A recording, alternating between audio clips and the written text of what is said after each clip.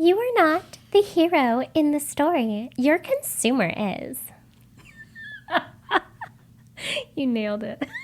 Hey everyone, welcome to the S.O.B Marketing Podcast, where we celebrate the S.O.B that you are, and if you haven't figured it out yet, we mean small-owned business. We don't mean S.O.B. Listen, we know that as a small business owner, you are working hard on the daily to keep your business fully operational while trying to promote it. And while some days it may feel like the business is owning you, if we're being honest with each other, I bet you would admit that you wouldn't give up the insanity for anything. Our commitment here at the S.O.B Marketing Podcast is to give you the real talk, what works when it comes to advertising, marketing, promoting your business, and then what doesn't really work. And Chelsea and I promise to always keep the conversation real. You guys, welcome back to another S.O.B Small Owned Business Marketing Podcast episode. We are so glad you are here. Whatever brought you to this corner of the universe, welcome, welcome. Chelsea and I always say we're trying to start a marketing cult, and we have a few rules. If you want to join, the cult is for good, by the way. Just saying, the cult is not for evil. Yes, it's not for evil. No. I'm trying to beat the evil allegations. So allegations by nobody. By you. All right. So as any good cult does, we have rules. First rule is we need you to subscribe or follow us so that you get a notification every time we release a new episode. Second rule is, while you're here, leave us a review, right? That will help get this podcast in front of other small business owners because we are tired of being the best kept marketing secret. Absolutely. In the podcast world. Can I just say, Vivian, as the humble cult leaders that we are, we give you stuff in return. Yes. We are giving you marketing resources, marketing information, everything we've learned from the, 15 plus. 20-something years, of marketing experience that we have. Basically, we don't want y'all to make the same mistakes that we've made. Okay, don't show up to a craft fair with no scissors. That's right. I've done that before. Yes, we're trying to save your pocketbook to be sure that you're investing in really great marketing opportunities. Yeah. And we also want to share our experience along the way. But most importantly, I think you guys know very well that when it comes to marketing, especially for your small business, it changes, okay? It changes month to month and changes year to year, and we want to bring you all the information so you guys aren't having to go out there and ask ChatGPT. Okay, we're better than ChatGPT. We'll bring you marketing specific stuff. Yes. So, let's go ahead now that we've gotten through all of our cult rules. Also, a reminder, we want to do a future podcast episode where we are answering your very specific marketing questions. Yes. This could be any question that you have. If you want to submit a question for us to answer, I would say on air, but in a future podcast episode, then go ahead and DM us, send us a message, leave it in the comments. You can email us at help@theseasonedmarketer.com. Any of those things work. Absolutely. All right. So, Chelsea, what is the topic we are covering today? Okay, Vivian. So today we are actually taking a little trip down memory lane, or at least Vivian is. Yes. So, first of all, can I start by telling you guys, in true sister fashion, oh gosh, I'm the big sister. Chelsea's the little sister. 15 years apart, but I feel like I get razzed every single day by this little twerp over here, okay? She does. She razzes me all the time. What did you say? What did you text me when I told you we were going to do this thing? Because what we're doing today is we're actually taking a, what, Chelsea? We're taking a old YouTube clip or an old YouTube video that Vivian did in 2019 about 7 marketing myths that aren't true and that people need to stop believing. So we're going to go through each one individually, talk about whether it's still myth, whether it's still relevant, because things change in 5-6 years. But the videos from 2019, I texted Vivian, why does your voice sound like that? because it was very high pitched. What I had done is, in my infinite wisdom, because I talk too slow, or that's what I thought. And you guys, we are our toughest critics, okay? Yeah. Maybe people would have cut on, maybe they wouldn't have. I was still early on in my YouTube journey, but I actually increased the speed of the video so that it would go faster and be more cohesive, or at least so I thought. But what that does is it also makes your voice higher pitch. So yes, I was getting razzed the other day for a video I made back in 2019. Y'all, it be your family. Okay, it be your family. I was just curious. I was really confused. I was like, I don't think Vivian ever sounded like that. Consistently critiquing me. Whatever. So Vivian, let's get into some marketing myths. Let's do it. Yeah. Okay. So the first one that we have, and I'm not surprised, but can I just say your older videos, even though they're high pitched, even though they sound like a Minnie Mouse. Yeah. It's some great, still relevant content. Like the content is so good, y'all. Like if you can ignore her voice, it's relevant, good marketing content. And I want you to know that. So this first myth is people want new or fresh content. They don't want you to recycle older content, or they don't want to see your past content again. Y'all, first off, the fact that you're bringing this up in 2019, love. Is this still relevant? I personally don't think so. I think this is a myth that has been thoroughly busted. I feel like people know now you absolutely can recycle the content. And we've talked about it a lot on this podcast. Yeah, I think more recently too, you know, what has evolved since 2019, because in 2019, like we had the Instagrams, we had Pinterest, Facebook, all of the social media platforms we have today. The only thing is that I feel because now the platforms are needier than ever, meaning I feel sometimes like they have us over here being like circus monkeys, okay? Like perform. And because of that, I feel like small business owners have definitely gotten over this myth. Yes. They're like, okay, well, you're asking me to post even more than ever. And so therefore, I'm going to dip back into the library of topics or contents that I had done before. Maybe I have footage in my camera that I can use as B-roll and do a voiceover, whatever it is. I do feel like people are getting, they're way more comfortable now, you know, repurposing content than ever before. Yeah. And the other part of it too, Chelsea, you and I had this conversation recently. Y'all, these platforms are not showing every single piece of content to every single person that's following you. So it's not like, I think we suddenly are starting to understand better, like, even if Chelsea's following me on social media, it doesn't mean that she's seeing every single reel, every single post that I'm putting out there. Yeah. Exactly.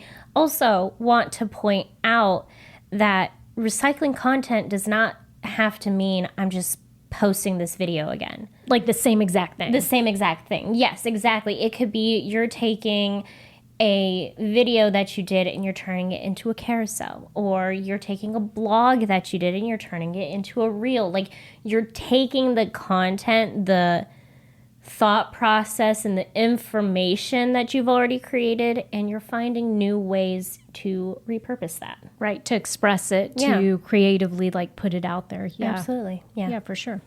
I think this myth is thoroughly busted. Yes. And I think we don't have to argue with people anymore about it. So for the next myth, we have, I don't know how to do this marketing initiative, so I'm going to have to hire someone to do it for me. Still very, very applicable, I think, today. Listen, small business owner that's on the other end of this. If you've thought that to yourself, if you're like, I just don't have a clue how to even go about doing it, so let me just hire someone. This could be the case if you have the capability, the capacity, the financial resources to do it. I'm not deterring you from doing that, but there could be another way. Yes. I thought, you know what? That's really interesting because my take is I feel like small business owners do know that now. A good bit of them, at least. I feel like business owners are as scrappy as ever, trying to figure it out on their own. Yeah, and also the resources we have at our fingertips have changed. I mean, like, goodness, ChatGPT has changed the world for a lot of people, right? Yeah. So I think between that and then also having platforms like Canva, where like before, you know, graphic design was tough, and now they're making it super easy to include templates to be able to navigate through that. And so people are just, they're like, maybe I can hold off on hiring a graphic designer a little longer, right? Because I could get by being scrappy with Canva or with some of these platforms. Absolutely. You know what? I won't say this myth is busted because I do agree with you. There are, you know, I don't know how to do this. I'm not going to figure it out. Yeah. So I think it's like half and half. I like how we have two different perspectives on this, but I do want to point out there are some times where you should outsource things. Yeah. Yeah. If you're trying to create like a brochure. Right.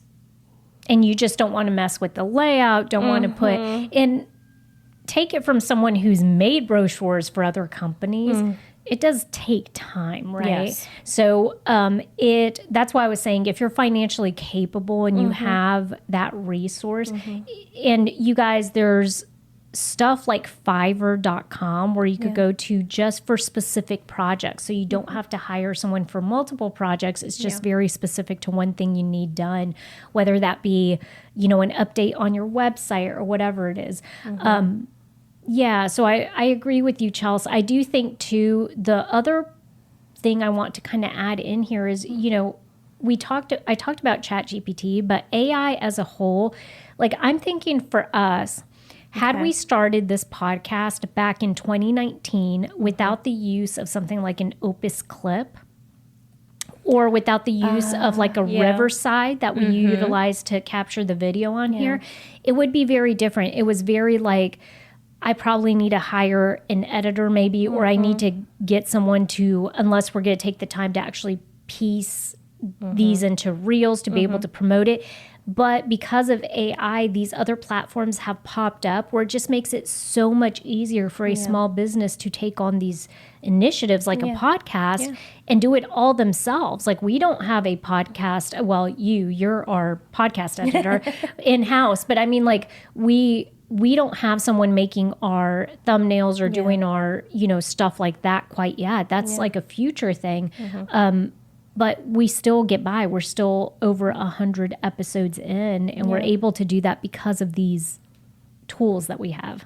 So our next myth, Vivian, is it's all about your business. And what we mean by that is instead of focusing on your target audience and how your business can help them and how they are the focus of the story, I feel like old school, and this is old school marketing. Old school marketing was all about the business. Yeah.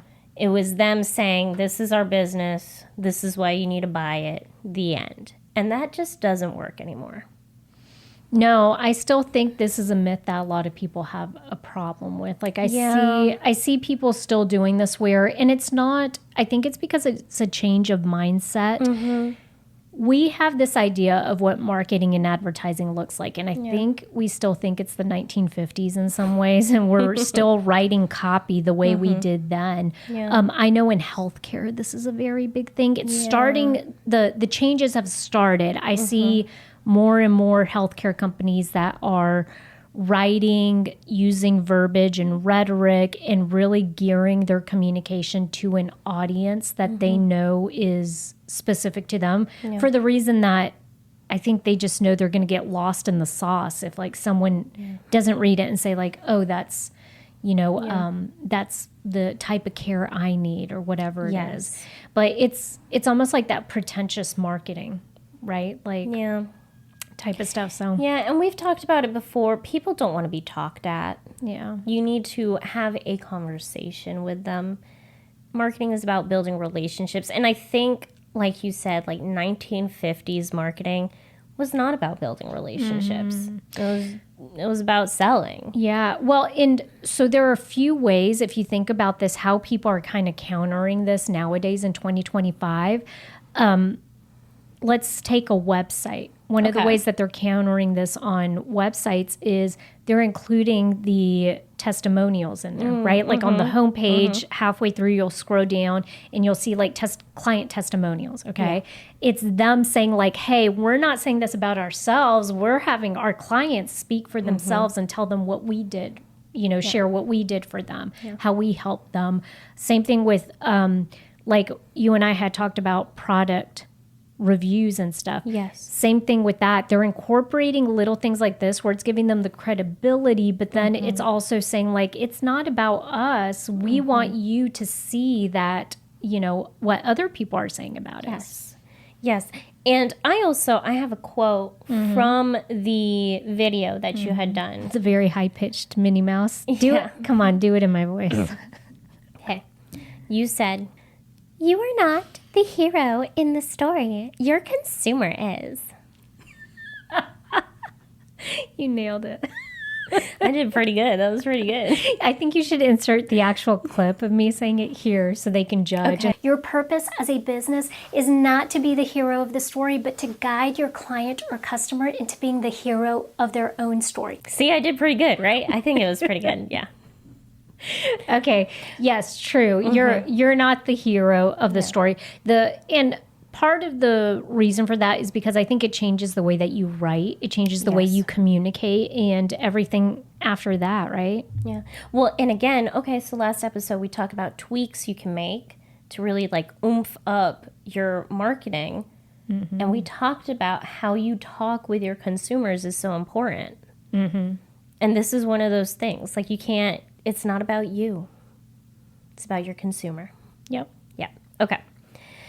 I have now, and this is kind of something we've been touching on already. Okay. Marketing has to be formal. I hate this one. I hate it so much. But do you think that since 2019 it's gotten better or worse? Like, does this myth, do you still see people doing formal marketing? No. If anything, I'm going to say something controversial, as I always do. You guys take out your tape recorders. If anything, I feel like we have gotten a little too lax about some things. If you're going to do meme marketing, that's fine. What did you say? Meme. Oh, I thought you said meme. No, meme marketing. Like if you're going to be posting memes and stuff, make sure it's still like actually relevant to your business. Yes. Like there's a fine line between sharing fun, relevant marketing and being cringe. Yeah. And you know what I think it has to do with?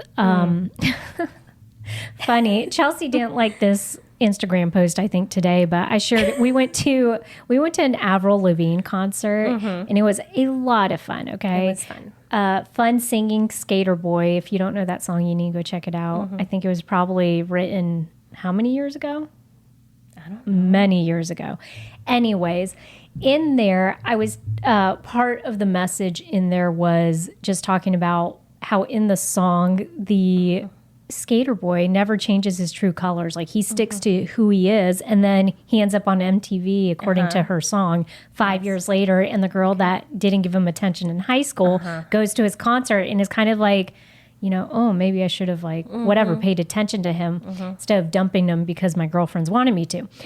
But the key there, I think, is all of it is if you are true and authentic to who you are as a brand, I feel like that's what it is. No matter what, people understand and they know that to be true. Take for example something like, and it doesn't have to be stuffy, take Wendy's.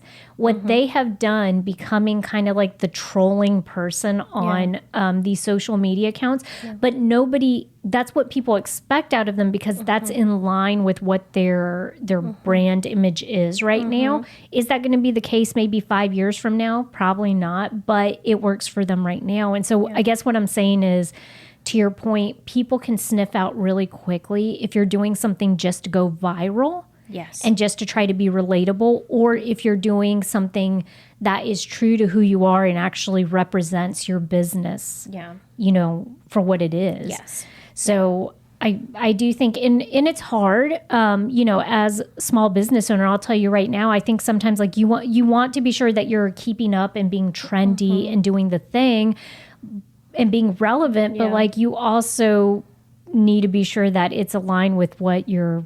Absolutely. And I think it's difficult now to find that line of how much do I share of me, because I'm the small business owner and people want to hear my story and we want to make it personable, but like, where's the line? Well, and sometimes that makes sense and sometimes it doesn't. I know small businesses who don't share their personal life, and that's fine. Their account does fine. They get just as many sales from doing that, but it works very well with their branding.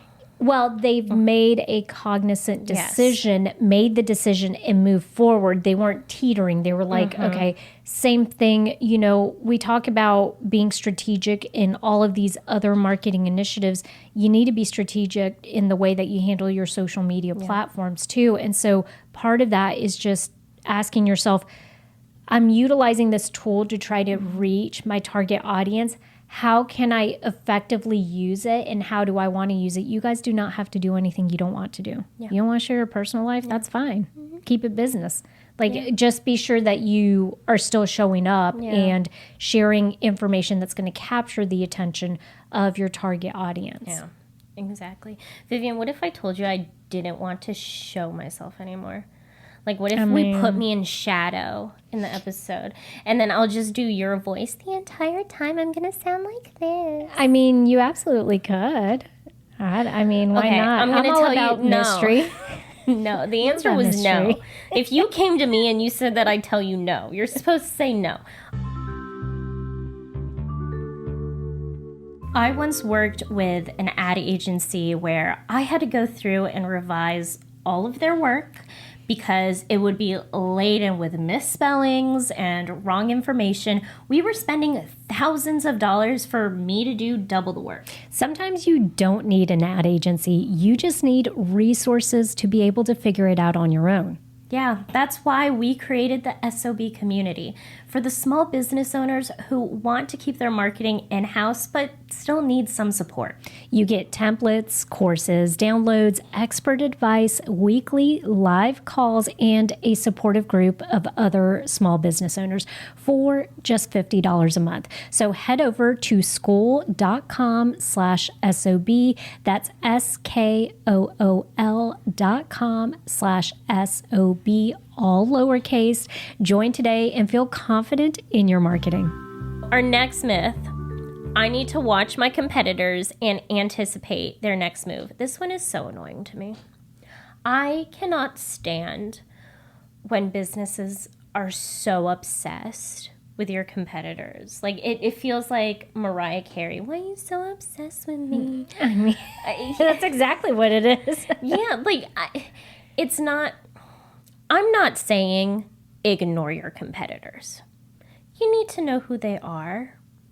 You need to have like a basic understanding of what's going on.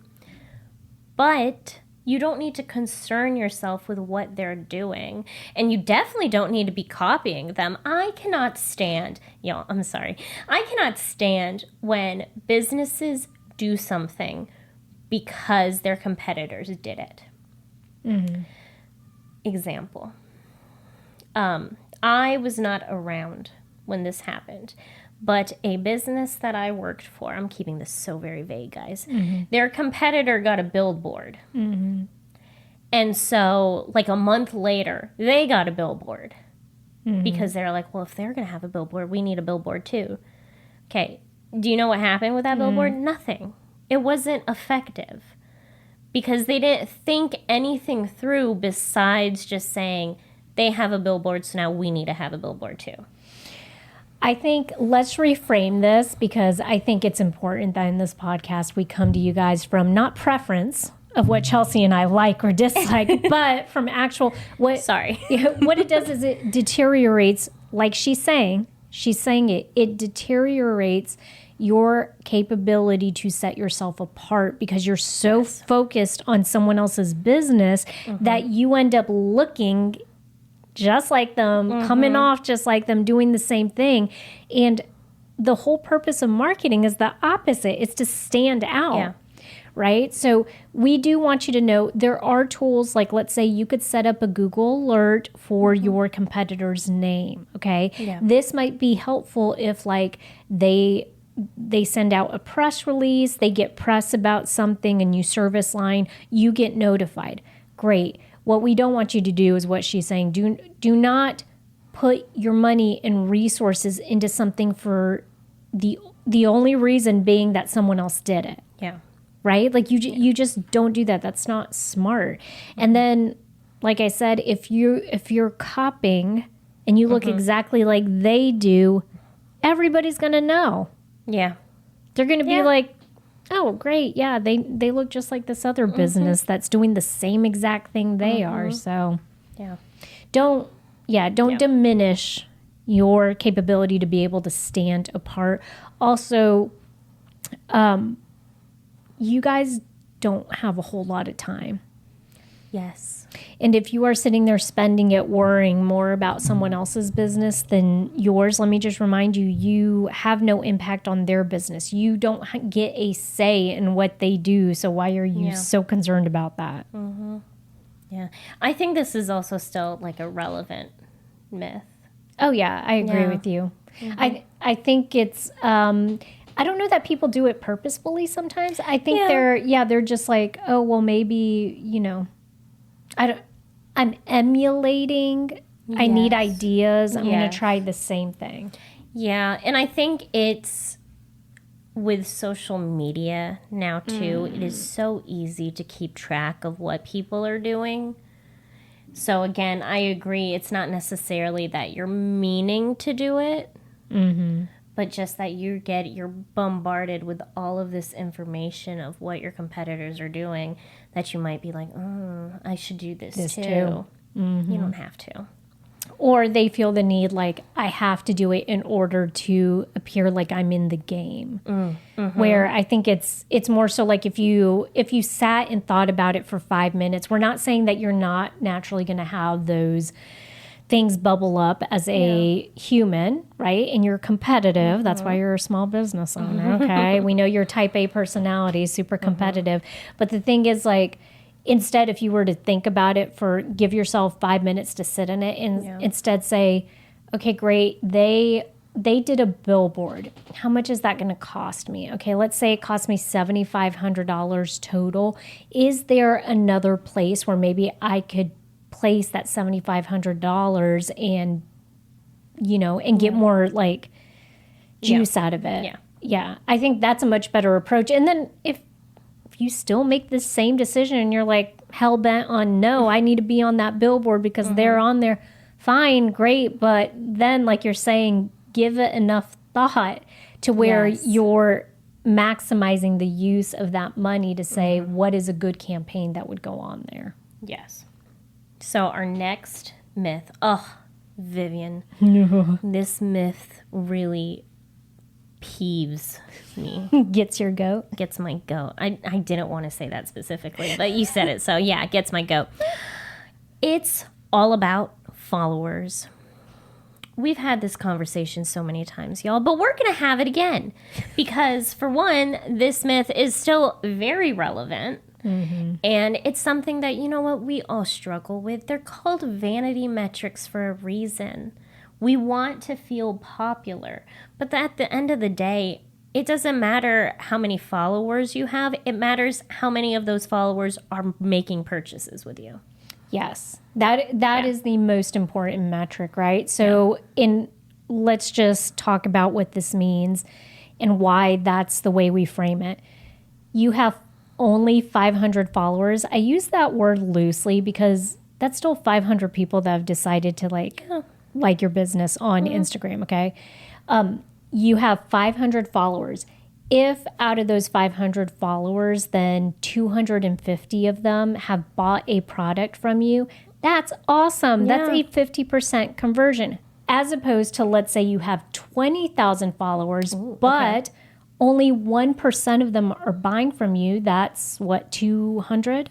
Yeah. Yeah. Okay. So being math, compare the 20,000, that's 200 people that are buying compared to the 500, which is what, 250? We said 50%. Yeah. So it's better to just have 500 that half of them are buying from you than, all these followers and less percentage of them actually purchasing. Yeah. What matters, it's great if you have followers.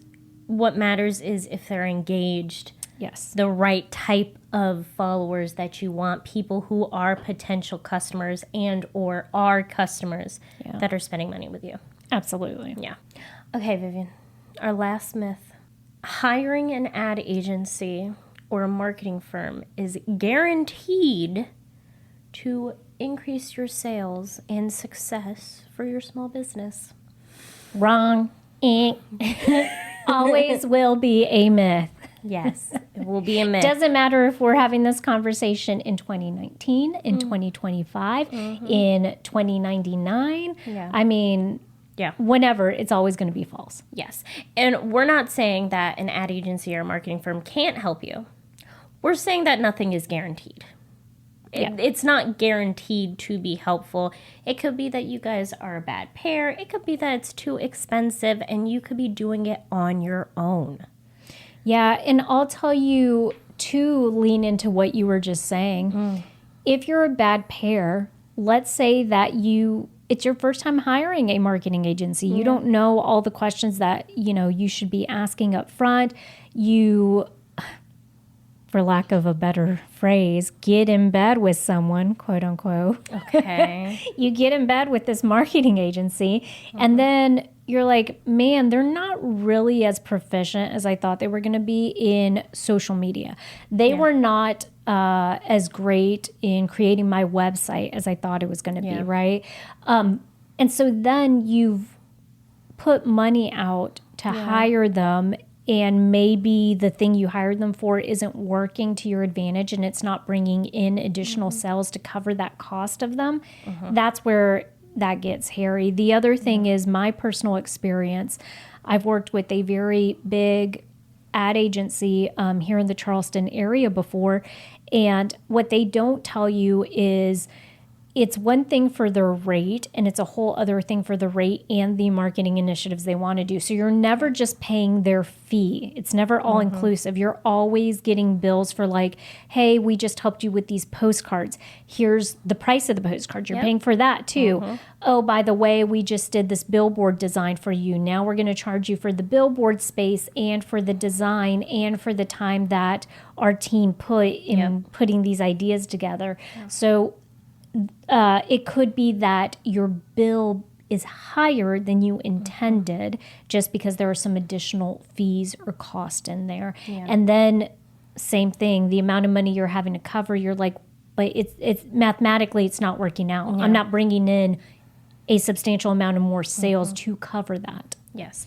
And because I've also worked with ad agencies and marketing firms, it could be that they just aren't as good as they think they are. And that sounds kind of mean, but let me tell you the experience that I had working with an agency here in Charleston. Now, I didn't work with a big one. I worked with one of the smaller ones, but they were doing our SEO for us, and that included writing blog posts. Vivian, these blogs were so bad. They had misspelling, grammatical errors, excuse me, y'all.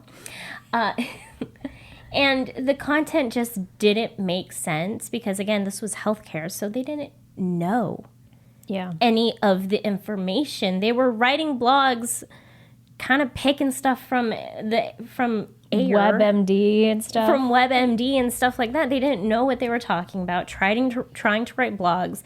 They weren't grammatically correct.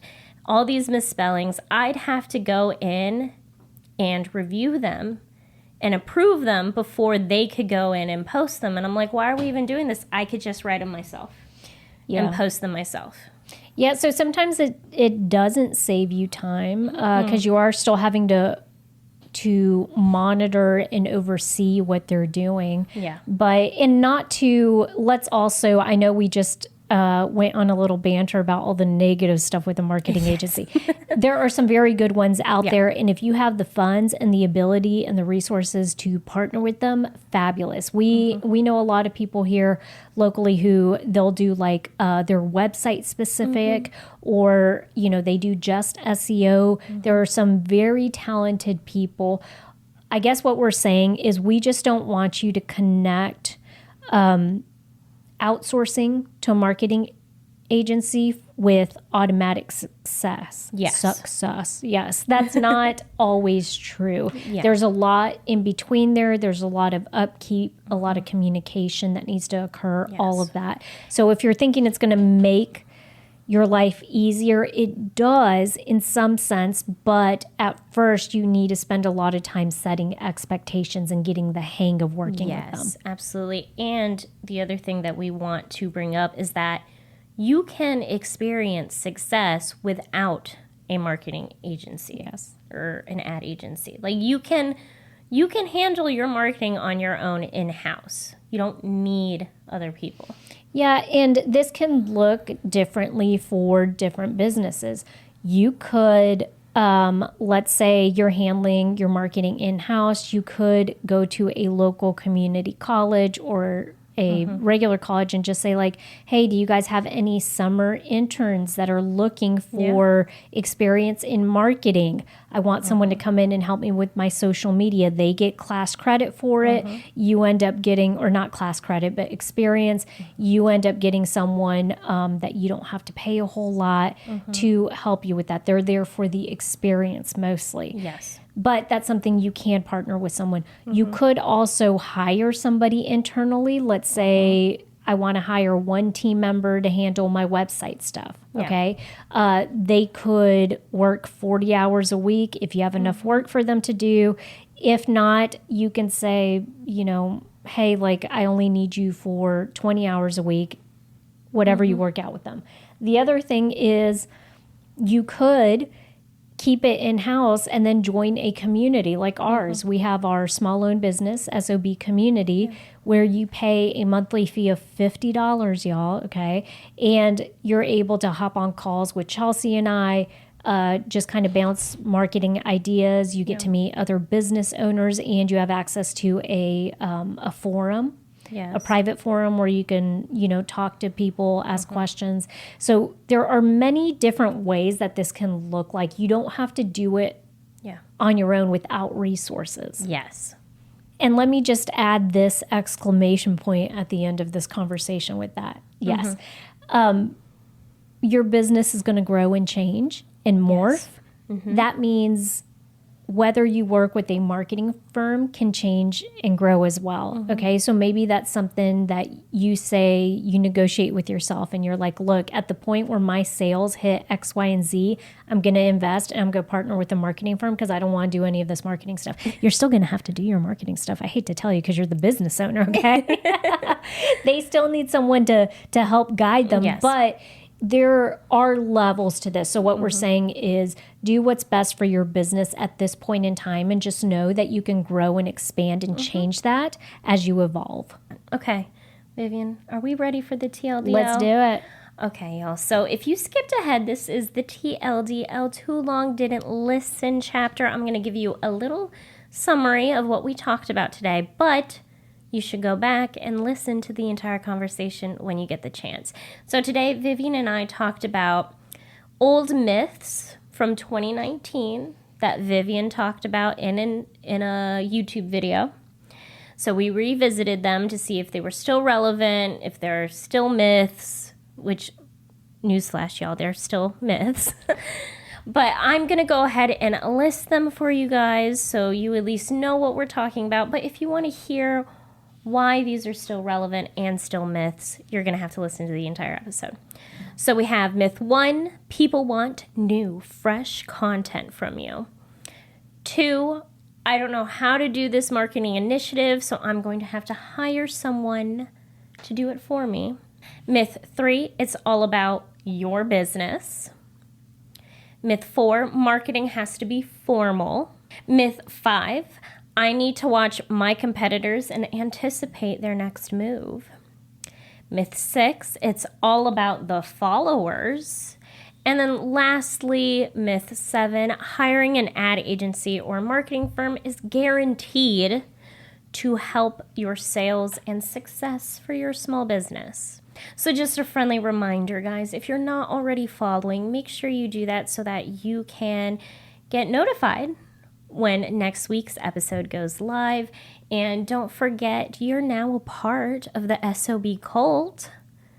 So make sure you leave a review as well. That's how we get in front of other S.O.Bs so they can join the cult for good as well. Go out there and be the best S.O.B you can be.